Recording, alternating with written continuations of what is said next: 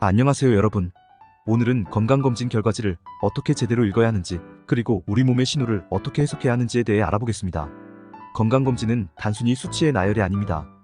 여러분의 생활습관, 건강상태, 심지어 미래의 건강을 예측하는 중요한 단서를 제공합니다. 먼저 건강검진 결과표의 맨 첫 페이지를 주목해야 합니다.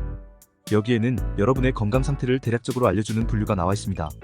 이 수치들은 단순히 숫자가 아니라 여러분의 생활 방식이나 잠재적 건강 문제를 가리키는 신호등과도 같습니다. 그럼 바로 각 항목의 의미와 정상 범위를 알아볼까요? 첫째, 비만은 체중을 키의 제곱으로 나눈 체질량 지수인 BMI를 기준으로 합니다. 18.5에서 24.9까지가 정상이며 26부터는 과체중, 30부터는 고도비만으로 봅니다.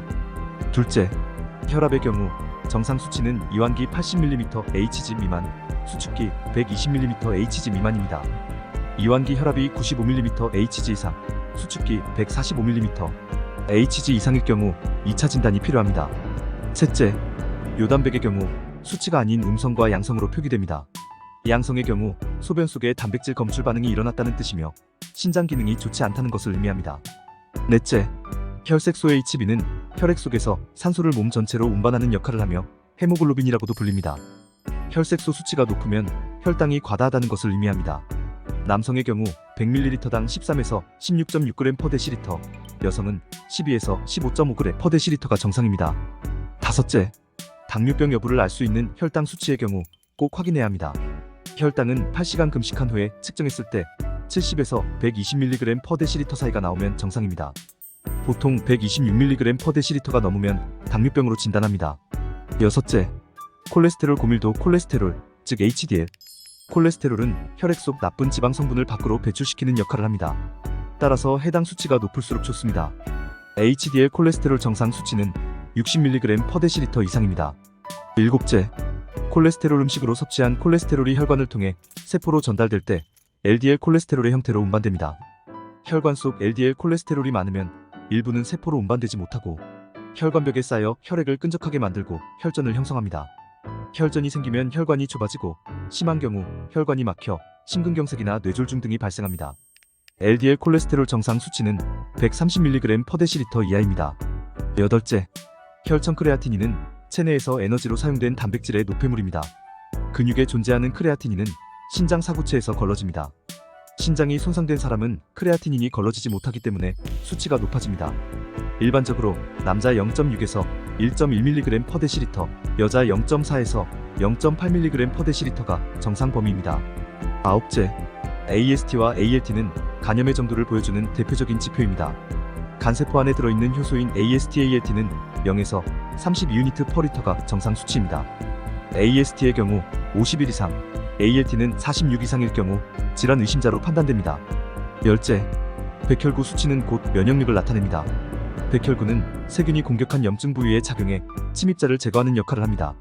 성인의 경우 혈액 1마이크로미터당 4,000개에서 1만 개면 건강한 상태로 해석할 수 있습니다. 11째, 혈소판 PLT는 주로 골수에서 생성되며 1차적으로 지혈 기능을 담당합니다.